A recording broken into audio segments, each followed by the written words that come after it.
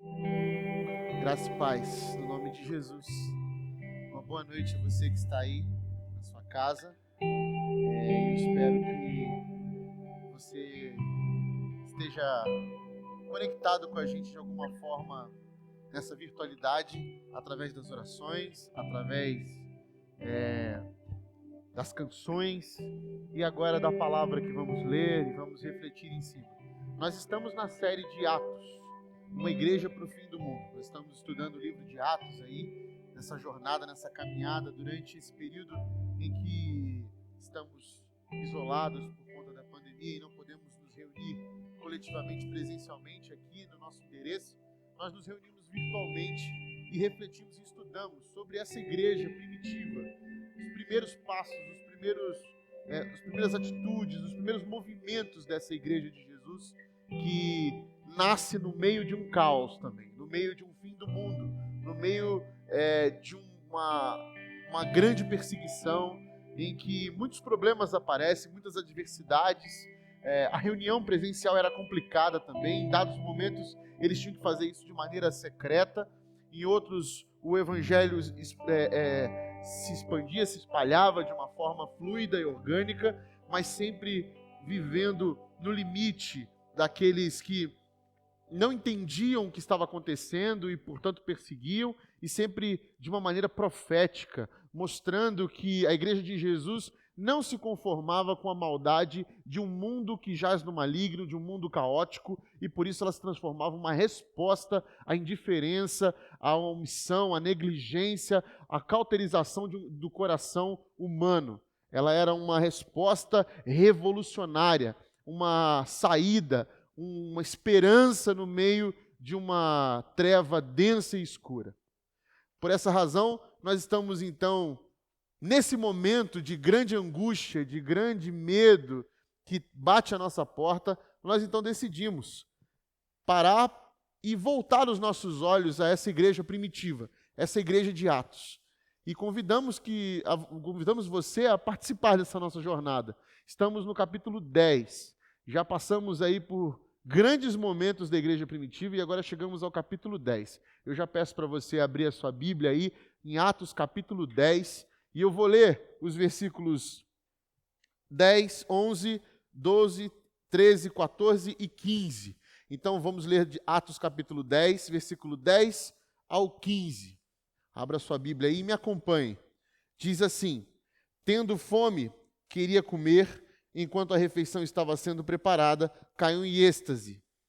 Viu o céu aberto e algo semelhante a um grande lençol que descia à terra, preso pelas quatro pontas, contendo toda espécie de quadrúpedes, bem como os répteis da terra e as aves do céu.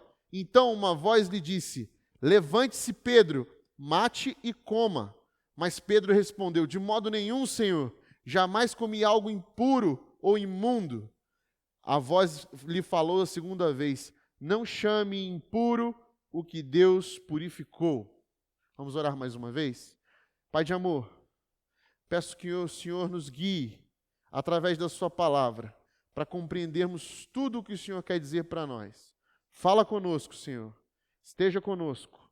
Aqui, nesse lugar onde estamos gravando, onde estamos transmitindo essa mensagem, até os lares que estão recebendo, os corações que estão ouvindo, as famílias que estão ouvindo. Ministra seu Espírito Santo no nosso coração e nos ensina mais da porção da sua palavra. No nome de Jesus. Amém. Amém. Amém. Essa história no capítulo 10 é a história de Cornélio. Cornélio era um homem bom, um gentio. O que é um gentio? Aquele que não é judeu. Esse Cornélio, ele era um simpatizante da religião judaica. Ele gostava da religião judaica. E era um homem respeitado pelos judeus, pelo povo judeu. Ele era um centurião e muito famoso, muito conhecido na região que morava. E as suas boas obras, aquilo que ele estava fazendo, as esmolas que ele dava aos pobres, ao povoado da região, o seu coração piedoso, a sua fé integral ali em Deus, que fazia orações todos os dias, isso chegou aos ouvidos e ao agrado do coração de Deus. Por isso Deus manda para ele um anjo para falar com ele sobre algo inusitado. E é interessante observarmos como Deus gosta de se revelar a pessoas que o buscam, as pessoas que vão atrás dele de todo o coração e sinceridade. Isso vai mostrar para nós a plenitude da ruptura que está acontecendo desde o capítulo 7 de Atos. Nós vemos que no capítulo 7, com a morte de Estevão e toda a dispersão da igreja, há aí então uma grande ruptura. Quando Estevão diz para todo mundo que não há templo que segure a presença de Deus, que não há lugar sagrado, que não há título sagrado, que não há sacerdote sagrado, que não há dia sagrado. Quando Estevão faz isso e morre em nome dessa boa nova, desse evangelho que chegou para romper com as barreiras da religião, ele dispersa a igreja com essa boa notícia, de que a religião agora não continha mais, não conseguia conter mais esse Deus que agora está livre e que caminha livre para longe das religiões, para longe das caixas religiosas. Não é que ele descarta o judaísmo, a origem da sua ideia, da sua propagação. Ele simplesmente contempla para mais. Ele rompe porque ele chega numa plenitude, o evangelho chega em sua plenitude através da obra de Jesus Cristo. E rompe essas amarras que seguravam ele numa só nação, num só povo. E se expande. No capítulo 8 você vai ver que o evangelho sai de Jerusalém e chega a Samaria. Chega aos samaritanos, povo que os judeus não gostavam também, e agora o evangelho vai para Samaria e é pregado em Samaria, e os samaritanos recebem o evangelho. Vemos em Filipe que ele batiza um eunuco alto oficial da rainha da Etiópia, e o evangelho então chega até as zonas da África. Nós vemos então o evangelho se espalhando, porque agora Deus não está contido mais nas caixas religiosas. No nono capítulo, nós vemos isso, no 8º capítulo ainda, nós vemos isso através da graça. Nós vemos que o evangelho não pode ser comprado e que a bênção de Deus não está ligada aos nossos méritos ou aos nossos deméritos. Que a relação com Deus não era por meio de conquistas, de merecimentos, de agrados, de barganhas. Não, mas era movida e girava em torno da graça. Nós conhecemos então o primeiro conceito de graça.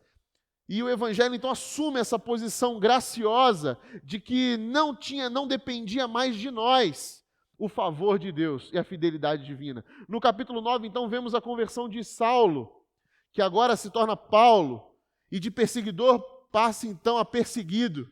Vira um personagem importante na expansão do cristianismo, para pregar as boas novas a todo esse povo que Deus queria que ele falasse, o povo de fala grega, o povo de cultura grega. E você vai ver mais à frente também a ideia de que Paulo, como um judeu que perseguia a igreja, dar testemunho disso contrário à grande elite da sociedade na época. Paulo, como um homem letrado, um homem estudioso, ele vai ser um dos maiores representantes da expansão da igreja de Jesus. Então chegamos ao capítulo 10, quando, de uma vez por todas, a fala de Jesus que o evangelho seria pregado a toda criatura e que ele seria para Jerusalém, para Samaria e até os confins da terra. Nós agora entendemos que os confins da terra é que Deus está para todos nós. Porque ele chega então à categoria de que não há mais barreiras para o evangelho.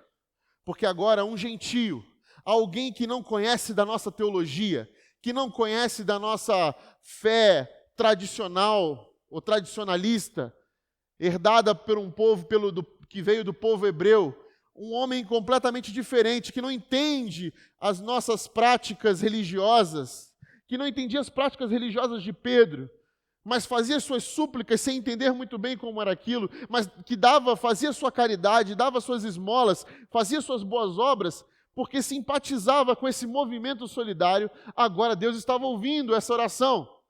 Deus agora se mostra um Deus que ouve a todas as orações. É como se nós fizéssemos um anacronismo e trouxéssemos isso para o nosso tempo e pensasse assim, Deus não ouve só a oração de crente, Deus está ouvindo a oração de não crente. E a gente pensasse, não, mas desse Deus é só meu. E Deus está dizendo, eu não sou seu, eu não sou privilégio seu, eu sou de todos. Agora o Evangelho rompeu todas as barreiras. Deus está disponível para todos. Deus não é mais uma coisa que você vai colocar num lugar e dizer que só tem uma pessoa que pode falar com Ele num determinado dia, e há regras e jeitos de se compreendê-lo, do que Ele pode ou não pode fazer. Não! Deus agora se revela, na sua revelação progressiva, como Ele de fato é, um Deus que está para além das nossas caixas religiosas, que está para além dos nossos conceitos sobre Ele, inclusive. E então ele visita Cornélio, através dessa visita do anjo, e diz para Cornélio que existe um homem chamado Simão, que é conhecido como Pedro agora, que está em Jope, e ele precisa chamar este homem, Pedro, para que ele lhe fale sobre as boas novas. Pedro, então, que estava orando e teve essa visão sobre alimentos que a religião considerava, então, pela lei, impuros, agora Deus está mandando ele comer. E Pedro fica confuso, ele diz, Senhor, mas isso era impuro. Pedro ainda, estamos no capítulo 10, estamos mais do que a segunda temporada da nossa série de Atos. E Pedro ainda não compreendeu esse Deus que não considera mais nada que exista como impuro. E Deus começa a ensinar para Pedro. Veja, Pedro, você não compreendeu. Não chame de impuro aquilo que eu purifiquei. Aquilo que é meu, não considere impuro aquilo que é meu. Então Pedro fica assustado com aquela visão. E ele tem que ficar ressignificando tudo na sua cabeça. Pedro, como judeu, agora estava aprendendo que os gentios, que eram um povo imundo para eles, agora não era mais.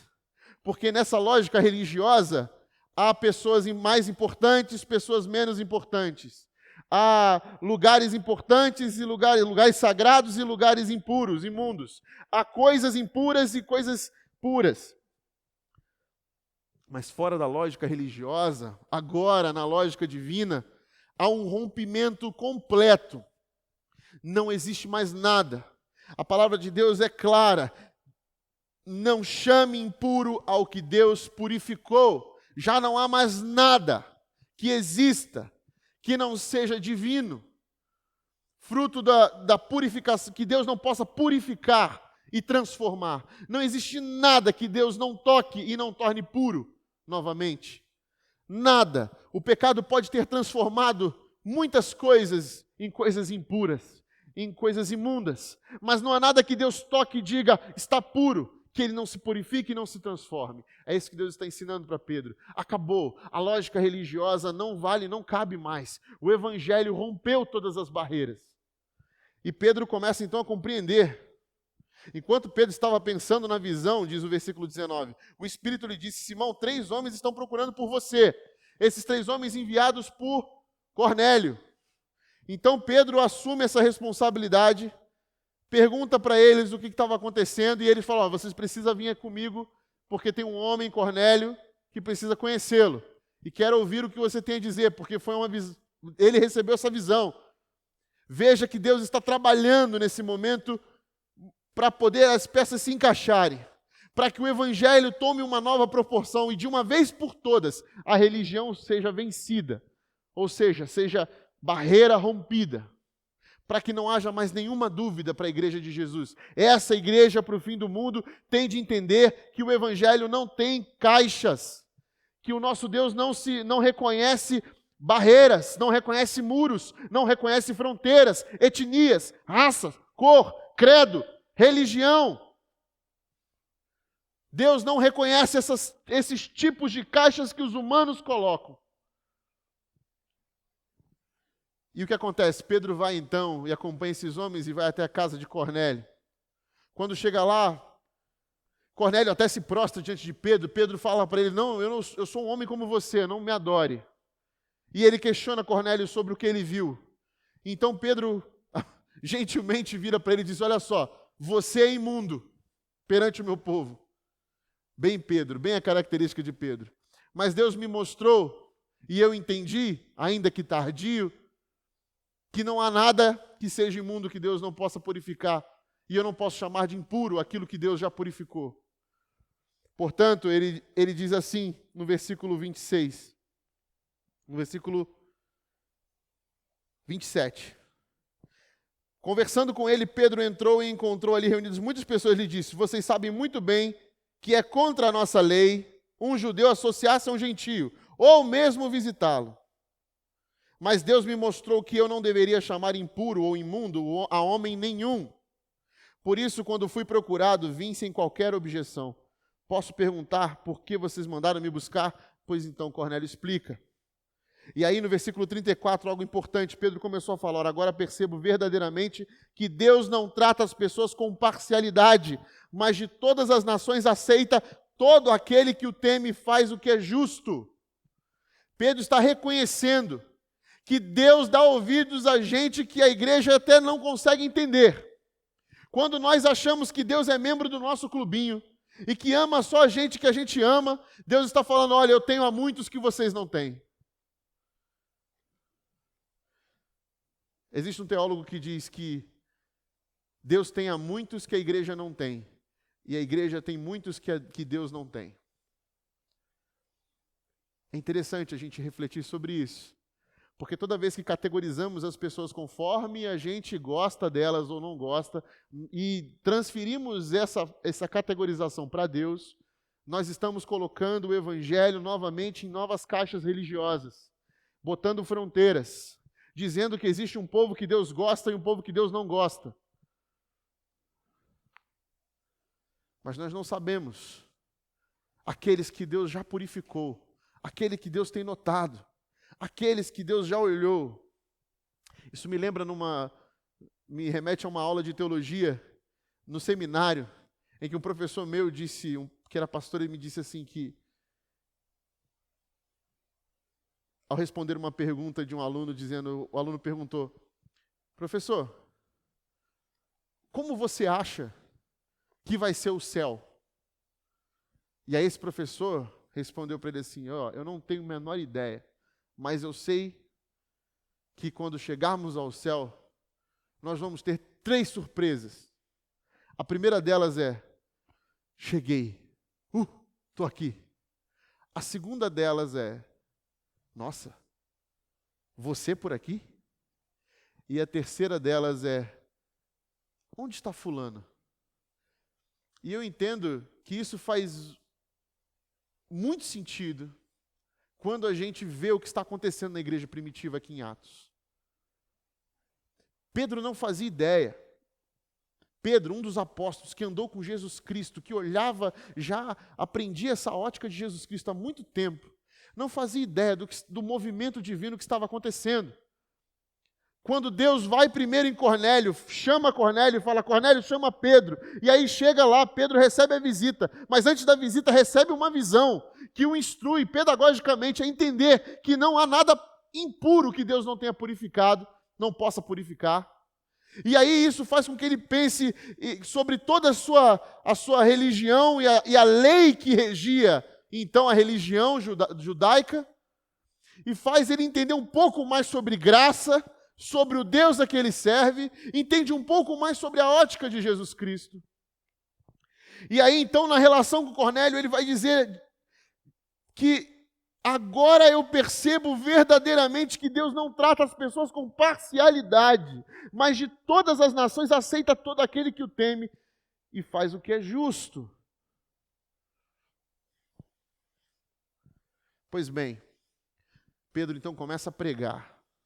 E Pedro está pregando as boas novas de Jesus Cristo, dizendo quem é Jesus Cristo, desde o batismo de João Batista, até agora o batismo no Espírito Santo. E o que acontece?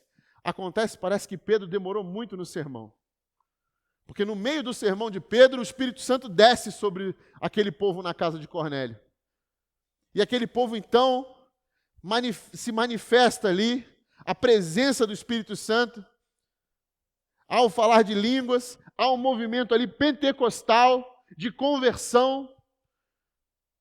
E Pedro então olha para todos e diz: Gente, nada mais nos impede de batizá-los, porque eles se converteram. É nítido que o Espírito que desceu sobre nós, agora desceu sobre os gentios. E muitos dos judeus que estavam ali presentes junto com Pedro, viraram uns para os outros e disseram: veja, o Espírito Santo desce também sobre os gentios. Eles estavam surpresos com esse Espírito de Deus que encontrou lugar num coração de um povo que eles não gostavam, que eles consideravam imundo. E Pedro, veja, não há o que fazer, como se fosse alguém contrariado. Pedro diz: nós temos que batizá-los, eles receberam o mesmo Espírito que eu e você recebemos, não tem o que fazer. É nítido, está conferido essa conversão com o derramar do Espírito Santo. Pois bem, quando você entra no capítulo 11, você vai ver que o Evangelho começa então a se alastrar como um rastilho de pólvora. E então os apóstolos questionam Pedro: por que você fez isso? Veja, Pedro estava sendo pedagogicamente ensinado acerca de quem era Deus e que o Evangelho estava rompendo todas as barreiras, mas não, a gente pensa: nossa, Pedro era difícil de entender. Não, todos os outros estavam até assustados. Pedro, o que você fez?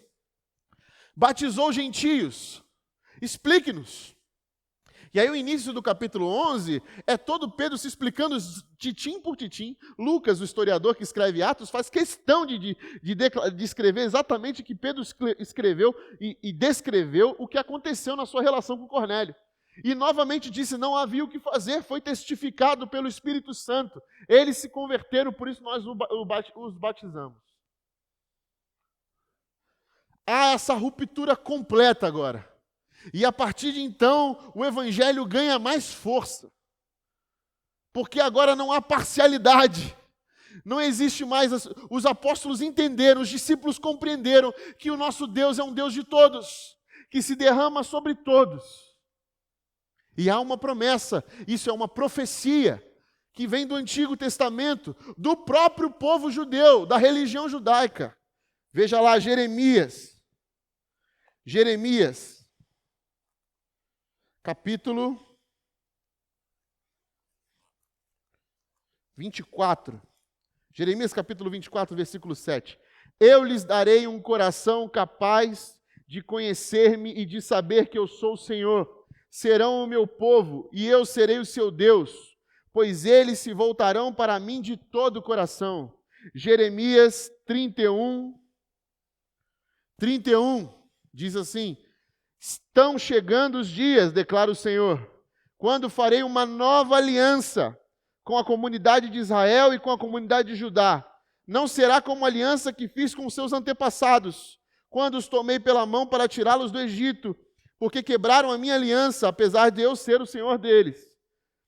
Versículo 33. Esta é a aliança que farei com a comunidade de Israel depois daqueles dias, declara o Senhor. Porei a minha lei no íntimo deles, dentro deles, e a escreverei nos seus corações.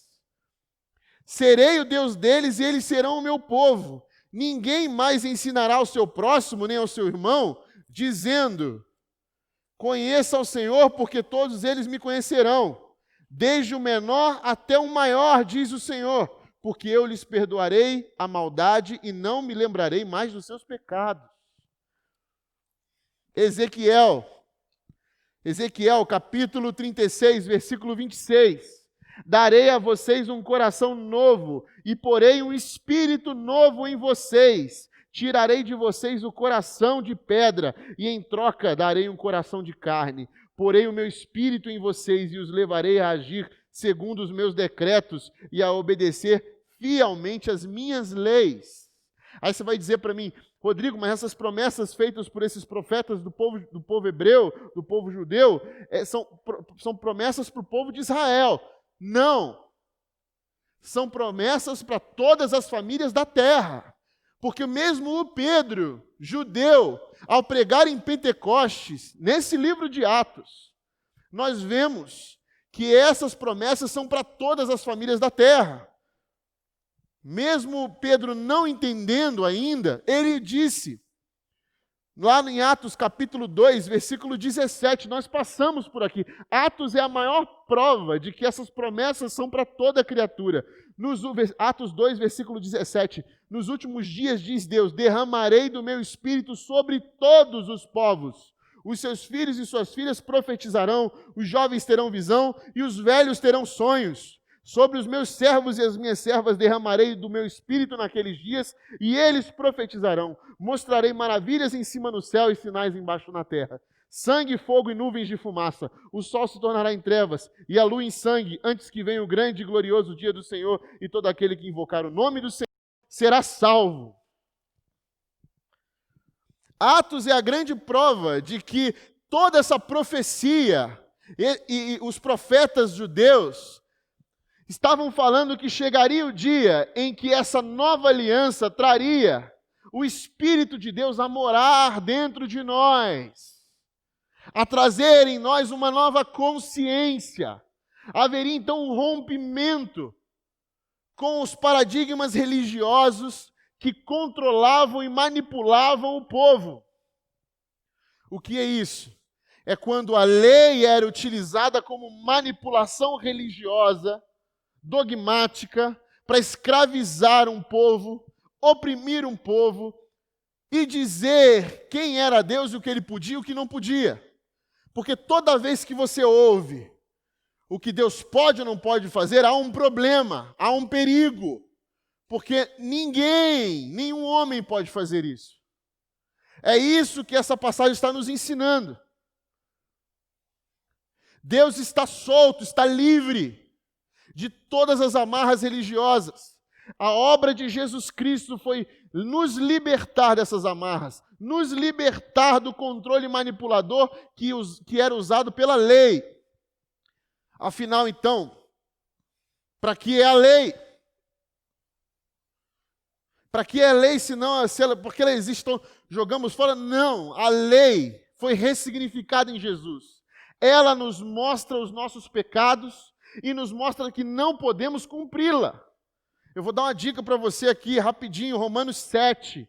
Leia Romanos 7 por inteiro, mas eu quero ler apenas 2 versículos para ficar mais claro para você o que é a lei. Romanos 7, versículo 4. Assim, meus irmãos, vocês também morreram para a lei, por meio do corpo de Cristo, para pertencerem a outro, aquele que ressuscitou dos mortos, a fim de que venhamos a dar fruto para Deus. Pois quando éramos controlados pela carne, as paixões pecaminosas despertadas pela lei atuavam em nosso corpo, de forma que dávamos fruto para a morte.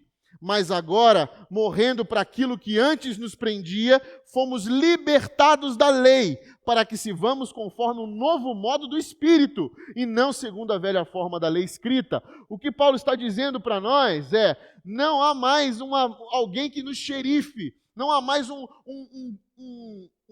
gabarito, não há mais um gabarito que vai dizer que você recebe quando você se converte para dizer, ó, isso aqui pode, isso aqui não pode. Não é mais. O que você recebe na sua conversão é o Espírito de Deus. É o Espírito Santo de Deus que vai expandir a sua consciência e vai trazer a você um olhar pela ótica do próprio Jesus Cristo para o mundo que você vive. Para você entender que agora não há mais nada a ser considerado impuro.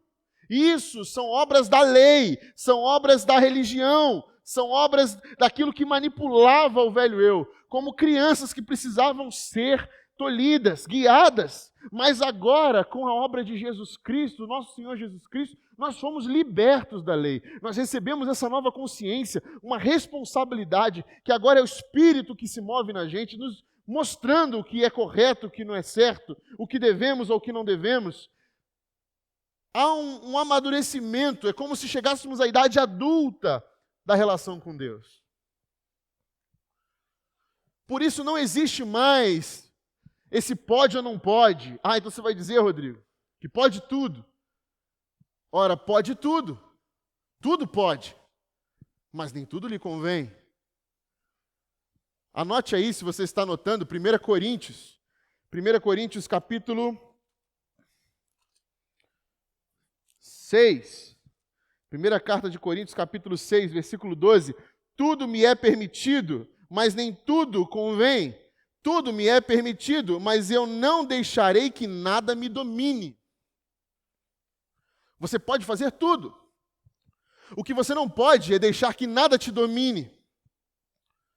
O que você não pode é deixar que esses tipos de coisas externas controlem você, porque você está caindo no mesmo problema que havia na religiosidade, quando havia uma lei que tentava controlar a sua vontade.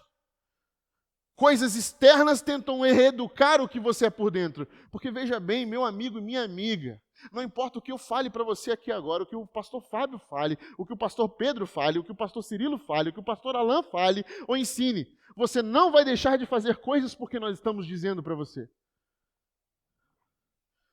Você não vai deixar de adulterar porque eu falei para você que não pode adulterar. Você não vai deixar de se alcoolizar porque eu falei para você que não pode se alcoolizar. Isso são forças externas querendo nos dizer o que fazer. Mas quando há um mover do Espírito de dentro para fora, há uma transformação que a tua consciência te impede de fazer aquilo, porque você entendeu que nada pode te dominar a não ser o Espírito do Senhor. Novamente, Paulo, 1 Coríntios capítulo 10, versículo 23, tudo é permitido, mas nem tudo convém. Tudo é permitido, mas nem tudo edifica, nem tudo constrói, nem tudo chancela o homem e a sua dignidade que Deus nos deu. Nem tudo edifica a imagem e semelhança de Deus que eu fui criado. Nem tudo constrói este homem de Deus que eu devo ser, a estrutura do varão perfeito que é igual a Jesus Cristo. Nem tudo. Ninguém deve buscar o seu próprio bem, mas sim os dos outros. Comam de tudo o que se vende no mercado, sem fazer perguntas por causa da consciência, pois do Senhor é a terra e tudo que nela existe. Paulo está dizendo o que Deus ensinou para Pedro no capítulo 10. Não há nada impuro que Deus não tenha purificado, porque tudo que existe, existe por causa de Deus. E existe porque provém de Deus. A questão agora não é o que as pessoas dizem para você, ou xerifam a sua fé, ou tutelam você a fazer ou não fazer. A questão agora é a sua consciência. Uma consciência redimida, é uma consciência que recebeu o Espírito de Deus e faz que você tenha responsabilidade para entender aquilo que pode te dominar, aquilo que pode te fazer cair, aquilo que não te edifica. Só assim nós freamos a carne. Nós freamos o impulso da carne quando fortalecido o Espírito está em nós. Para sermos capazes, então, de dizer não, para sermos capazes de mudar, é quando o Espírito Santo fala alto dentro de nós. Só assim nós vamos compreender quem Jesus Cristo é nas nossas vidas. Que tipo de discípulos nós somos? Nós somos esses discípulos que dependem de uma chancela sacerdotal para que nós permanecêssemos puros. Nós precisamos, como um adicto em drogas, das reuniões dos cultos, porque senão nós vamos estar fracos e vamos cair? Ou nós já recebemos de Jesus todo o necessário para termos uma consciência redimida e transformada, e agora nós andamos pelo Espírito Santo? Agora nós somos capazes de distinguir. Nós somos capazes de entender. Essa fala de Paulo não é fala para criancinhas na fé. Não é fala para gente que ainda está pensando que quer ouvir de Deus o que pode ou não pode. Deus está dizendo, eu já disse, eu já liberei o meu Espírito, eu já derramei o meu Espírito. Tudo que existe é meu. Tornem o que é meu de direito e purifiquem. Sejam vocês os redentores da morte e da maldade. Me lembro quando trabalhei como missionário no Rio Grande do Sul e nós estávamos procurando uma casa para ficar hospedado, eu e mais alguns voluntários. E foi nos fornecido uma casa para ficarmos lá de graça. E nesse lugar, no Rio Grande do Sul, que nós estávamos, havia muito encontros religiosos de Umbanda, Candomblé, eles chamavam de a religião.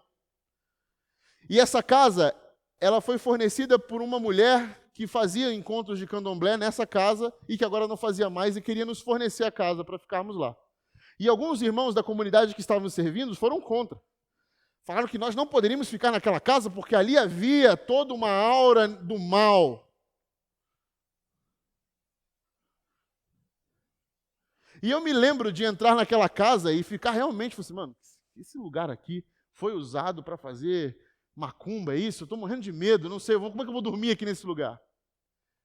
E foi quando então eu entendi algo que eu não tinha compreendido antes na fala de um amigo. Ele falou, pô, nós somos, se a gente acredita que o que está em nós é maior do que o que está no mundo, nós então podemos, se isso aqui já foi usado para o mal, agora não vai ser mais. E eu falei, você está certo, cara. Isso aqui podia ser usado para algum outro tipo de coisa, algum outro tipo de fé que não tem a ver com a nossa fé, e que a gente pode considerar que é mal ou não, mas não importa. Porque o Deus que está conosco, o Cristo que está conosco, que está em nós, Ele transforma todas as coisas. E é para Ele que são todas as coisas, e é por Ele, é dele todas as coisas. Por isso nós cremos que nós somos esse povo que redime a morte para a vida em tudo que a gente faz. Então não há mais nada impuro diante de Deus que não possa ser purificado pelas vidas que foram transformadas pela ação do Espírito Santo. Porque nós recebemos essa consciência que entende que tudo me é permitido, mas é dada uma responsabilidade de saber o que convém, o que edifica, o que não me domina. E que me entende que não há nada mais impuro, não há preconceito, não há diferenças, não há gente menos importante e mais importante. Para Deus todos somos um só, um povo só, iguais. Não existe um povo impuro ali, que Deus não possa purificar, que Deus não tenha purificado. Não existe quem não possa ter uma relação com Deus que eu tenho. Ah, mas Rodrigo, você é pastor, uma pessoa que é ateu não pode ter. Quem disse isso para você? Pode ser que a experiência de um ateu do outro lado do planeta seja ainda maior do que a minha experiência com Deus. E eu não posso categorizar Deus nisso. Eu não posso dizer que não existe isso. Porque Deus está solto e livre. Graças a Ele mesmo. Nós podemos contar com um Deus que não está preso às nossas amarras sistemáticas, aos nossos raciocínios lógicos, aos nossos preconceitos, às nossas picuinhas ideológicas. É por isso que nós vemos gente de Deus por todo lado, mesmo que eu e você não queremos admitir. Tem um pastor amigo meu que diz assim, nossa, Deus tem cada filho. Porque é assim que Deus é. É um Deus de todos. Que não vê esses muros que nós construímos. Pelo contrário, Ele os derruba, Ele os atravessa. Quer a gente queira ou não.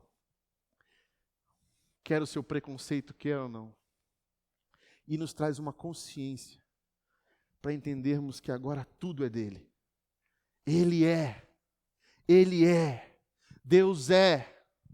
E eu quero terminar com essa fala, que está em Colossenses capítulo 1, versículo 15. Diz assim, Ele é a imagem do Deus invisível, o primogênito sobre toda a criação, pois nele foram criadas todas as coisas nos céus e na terra, as visíveis e as invisíveis, sejam tronos, sejam soberanias, poderes ou autoridades. Todas as coisas foram criadas por Ele e para Ele. Ele é antes de todas as coisas e nele tudo subsiste. Ele é a cabeça do corpo que é a igreja, é o princípio e o primogênito dentre os mortos, para quem tudo tenha supremacia, pois foi do agrado de Deus que nele habitasse toda a plenitude e por meio dele reconciliasse consigo todas as coisas, tanto as que estão na terra quanto as que estão no céu, estabelecendo a paz pelo seu sangue derramado na cruz. Já não há mais nada que a Ele não pertença. Em tudo existe graça. Em tudo existe graça. Deus está reconciliando todas as coisas por meio do seu Filho Jesus. E nós somos esses responsáveis, discípulos de Jesus, a levar essa boa nova a todo canto que formos, sem preconceito, sem muros, sem barreiras, com responsabilidade, olhando para as coisas e crendo que existe um Espírito que nos move e pedindo a Deus essa consciência expandida que o Espírito nos dá para saber o que é que edifique, o que não me domina e para saber que não existe parcialidade de Deus em qualquer que seja a criatura na terra, porque tudo é dele e por ele e para ele. Ele é o Cristo, o Deus vivo. Quando olhamos a Deus pela ótica de Jesus Cristo, nós andamos por aí, pelo fim do mundo, pelo caos, pelas ruínas, redimindo todas as coisas no nome poderoso de Jesus. Da morte para a vida, das trevas para a sua maravilhosa luz, sem temer que venha o fim do mundo, sem duvidar que Ele está fazendo, levando esperança a todos aqueles que têm de alguma forma manifestado seu interesse em buscar a Deus, para que Deus se revele em nós, seus discípulos, como se revelou em Pedro para Cornélio, como se revelou em Ananias para Saulo, como se revelou em Filipe para o eunuco, para que então a gente veja esse Espírito Santo de Deus descer sobre toda a criatura, toda e qualquer pessoa, e a gente presenciar a ação de Deus convertendo milhares de pessoas, e vemos as águas e dizermos: eis aí água, por que então não batizamos em nome do Pai, do Filho e do Espírito Santo? É isso que Jesus mandou para a gente, foi isso que Jesus fez. Ele rompeu todas as nossas caixinhas religiosas, tradicionalistas, preconceituosas, para nos mostrar que o amor dele é mais forte que tudo isso e é capaz de nos fazer um só, irmãos iguais, diante desse perdão maravilhoso. Que você aí onde você está seja abençoado por essa consciência transformada que o Espírito Santo nos traz e comece a olhar para o mundo ao redor pela ótica do Cristo que está vivo, que não vê raça, credo, cor e que não considera gente mais importante ou menos importante, imunda ou impura, mas sabe que a Deus tem a todos e derramou sobre todos o seu Espírito, para que todos nós um dia pudéssemos nos juntar diante dele, do juízo final, e glorificar a Deus, quando o seu reino vier em plenitude.